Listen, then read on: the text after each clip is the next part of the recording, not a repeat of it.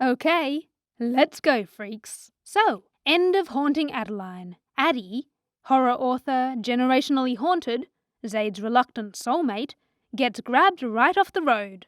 Zaid is busy exploding the society's ritual and making rich monsters regret Wi-Fi. And while he's playing vigilante chess, someone says, "You like this woman? Cool. We'll sell her." We open Hunting Adeline mid-abduction. No moody house. No roses. No slow burn stalker. Just metal van, blood in her mouth, two men. Rick, the dead-eyed chauffeur with bad decisions, and Rio, the one with just enough empathy to make it complicated. They're working for the bigger machine. The trafficking pipeline Zaid's been smashing with a sledgehammer since book 1. Addie wakes up hurt, but she does what Addie does best, narrates to survive. She catalogues the smells, the restraints, the exits. She is absolutely terrified and absolutely furious, which, honestly, is peak Addie. They take her to Dr. Garrison, a doctor in the same way a guillotine is a haircut. He's supposed to fix the injuries from the crash, so she'll sell for more. He gets ideas. Bad ones. Addie stabs him, because even kidnapped Addie said, "Consent or coffin." Rio shoots him for being greedy. This is the tone of part 1. Everyone is a monster, but some monsters have rules. Then they deliver her to Francesca, and this woman is the final boss of feminine evil. Perfect hair, dead heart. Runs a house that trains women for auction. Think sorority house from hell. She feeds Addie, dresses her, sedates her, calls her dear, and sells her body like a stock. Addie clocks it instantly. This is not chaos. This is a system. She endures for months, measuring time in bruises and breaths. Meanwhile, cut to the other POV. Zaid Meadows, war criminal in love, wakes up from the ritual disaster with one operating thought. Where is my mouse? He and Jay barely survived the society's little blow them up moment, and now the society, led not by Senator Mark, he's confetti, but by Claire Williams, surprise matriarch, ice in heels, knows Zaid is the problem. He's wounded, hunted, and still opens his laptop like, "Guess I'll hack the world again." He hunts the buyer, the middleman, the grabbers. He finds Max, whose dad Zaid killed. Max ordered Addie taken as revenge, which is so bold for someone so squishy. Zaid peels him for intel. Max sings. We learn Luke has Dea as collateral. Zaid rescues Dea. Dea kills Luke herself. Because best friend rights include homicide when you steal the main character. Dea comes out bloody and shaking like, "I am not a sidekick, I'm a plotline." Back to Addie. Francesca's house is a factory of dehumanization. Showers locked. Food drugged. Girls nameless. There's the culling coming. A viewing/selection where men with god complexes shop. Addie finds a journal hidden by another captive, Molly, whose defiance on the page keeps Addie from breaking. We clock that for later because, oh, the revenge. And this is where the author does the thing. Book 1 flirted with horror. Book 2 lives in it. Addie is abused by men who are not Zaid, and the narrative will not let you romanticize it. It's long, it's relentless, it's meant to make you want the violent justice that's coming. You are being primed for righteous wrath. You are being set up to cheer when blood spills. It's disturbing on purpose. Zaid is burning through cities trying to get to her. Addie is counting ceiling tiles trying to stay Addie. Act 2. The mouse got teeth, aka love language, mutually assured destruction. Yes, he finds her. This is not a safe book, but it is a romance-shaped book. Zaid tracks the route, storms the house, and Hunting Adeline gives you the thing Book 1 denied you. Full tilt, no brakes, Zaid on a mission. He kills his way through Francesca's operation like vengeance in black tactical gear. He pulls Addie out. And then, this is the part I like. The story does not pretend she's fine. She's not. She's shattered in loud and quiet ways. Touch hurts. Sex is a minefield. Sleep is a liar. She flinches from the man who actually loves her, and the book says, yeah, that's how trauma works. Zaid, to his credit, does something wild for a morally grey stalker. He slows down. He lets her say, "You didn't come." He knows he did. He bled for it, but he also knows her timeline is pain, not facts, so he sits in it. But Addie has changed. Being property in someone else's ledger made her vicious. She wants to hunt the people who touched her. She wants to break Francesca, Rocco, Francesca's right hand, Xavier, one of the worst buyers, Claire, anyone whose wallet had her name in it. She doesn't just want to be saved. She wants to be the saving. Enter Chaos Fairy Sibby, tiny, lethal, unmedicated Disney villain. Zaid brings her in because Addie can't stand a man touching her in training right now.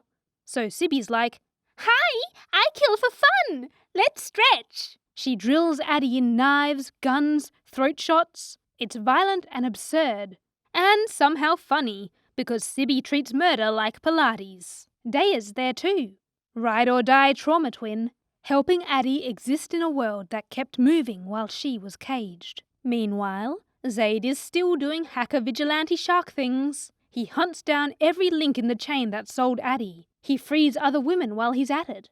Because this is never just about his girl, it's about the rot. He dismantles operations, erases men, sends messages, and Addie spirals.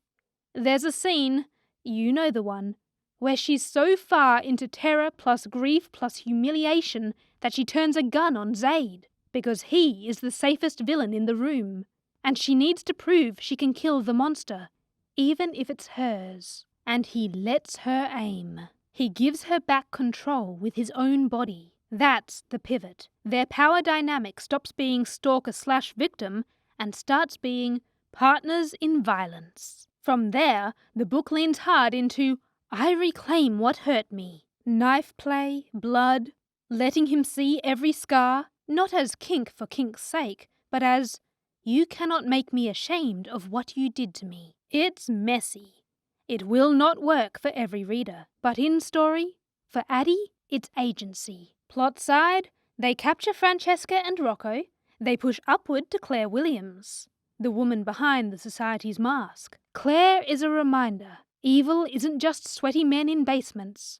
Sometimes it's a woman in couture profiting off girls. Addie hates her with the fire of 1,000 haunted manuscripts. Zaid and Addie start working together. Infiltrating, baiting, burning. She becomes the hunter the title promised. This is where the series flips the thesis. Book 1 was Cat and Mouse. Book 2 is, we are both predators now. She learned to bare her teeth when they broke her. She learned that love can wait, while justice doesn't. Sibby's in the back like, can we stab something else? And Zaid's finally loving a woman who can shoot back. Act 3. When the shadow marries the monster he made, aka, you said touch her, so he touched your entire organization. Final stretch, they go for the big ones. Claire, cold, calculating second-generation rot, has to go. Zaid and Jay run their op. Addie assists because she refuses to sit in the tower again. Claire dies. The society bleeds. But there are buyers left, including the man who hurt Addie the worst. Your sources name him differently, sometimes Xavier, sometimes another alias. Point is, he's the face of what she endured. To heal, she has to look him in the eyes as the hunter. So they set the trap. Glam club, exclusive, the kind of place where women are inventory. Addie goes in disguised.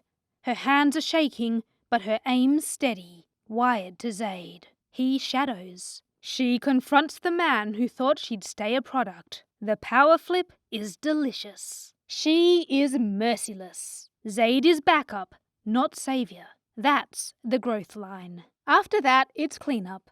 The network is cracked. The women are freed. The people who orchestrated her kidnapping are dead or caged.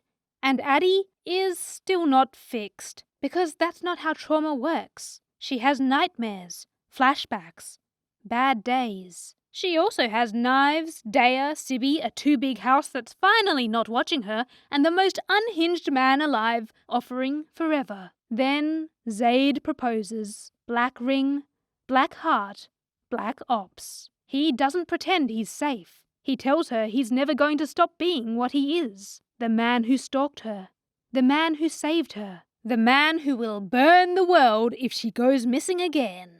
And Addie, who has now killed for herself, who has seen the ugliest parts of human trafficking and still chosen to love someone morally radioactive, says yes. Because they are the same kind of ruined now. The duet ends not with her cowering from the shadow, but standing next to it. Two monsters pointed outward, and a future that's still healing, not polished. The cage broke, but so did the girl. She soldered herself back together with knives and rage. He knelt, not to be good, but to be hers. And the house on the cliff finally breathed out. So yeah, we started with girl gets stalked in her grandma's murder mansion and ended with girl becomes a tactical nightmare wife to the stalker who dismantled an international trafficking ring for her. I don't even know what genre this is.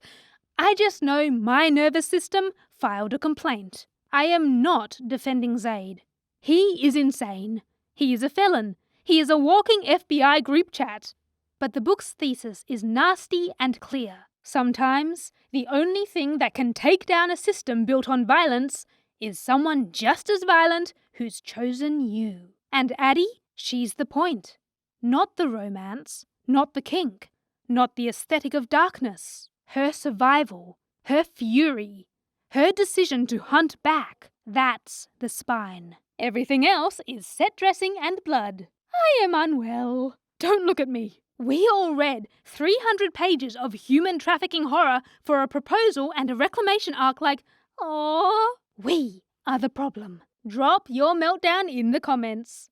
Tell me which scene had you ready to commit crimes on her behalf, and which part of Zaid's morality black hole you judged and then forgave. Like, subscribe, and please hydrate, because this duet took iron levels out of all of us. This has been a full LOL Lit Meltdown, unhinged by fiction, held together by vibes.